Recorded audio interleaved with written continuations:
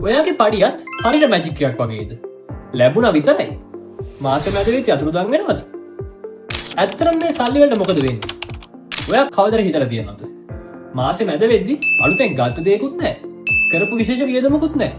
ඒත් සල්ලි ඉවරයි මේ සල්ලි නොදැනීම අතුරුදන් වෙන්න ප්‍රධාන හේතු තුනක් තියෙනවා අංක 1 වියදම් ගැන අවබෝධයක් නැතිකම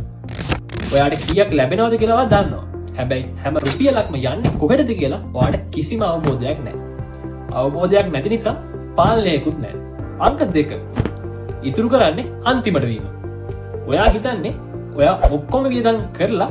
ඉතුරු වෙන දෙයක් ඉතිරි කරනවා කියලා හැබැයි ඇත්තම කතාව කවදාවත් සල්ලි ඉතුරු වෙන්නේ නැහැ ඒවා ඔක්කොම වියදම් වෙනවා අංක 3 පුංචි වියදම් නොසලකා හැරීම ඔයාගේ අනවශ්‍ය විදුලි පරිභෝජනය අනවශ්‍ය වතුර පරිභෝජනය අනවශ්‍ය සබස්ක්‍රිප්ෂන්ස් ඔයා එලියෙන් කන කඩකෑම එක මේ වගේ පුංචි පුංචි දේවල් එකතුනාම මාසකට ලොකු මුදලක් ඔයාට හොරෙන්ම නාස්ති වෙනවා මේක නතර කරන්න පුළුවන් එකම එක පුරුද්දයි ඕන පඩිය ලැබුණු ගමන් වියදම් කරන්න කලින් මුලින් 10% ඉතුරු කරන්න ඊට පස්සේ ඉතුරු 90% මාසෙ ප්ලෑන් කරන්න ඔයා වැඩියෙන්ම සල්ලි නාස්ති කරන්න මොනවා ගන්නද අවංකව පහලින් කමෙන්ට් කරන්න ජීවිතේ මූල්‍ය නිදහස දිනාගන්න දැන්ම ෆලෝ කරන්න අපේ SL Financial Freedom page එක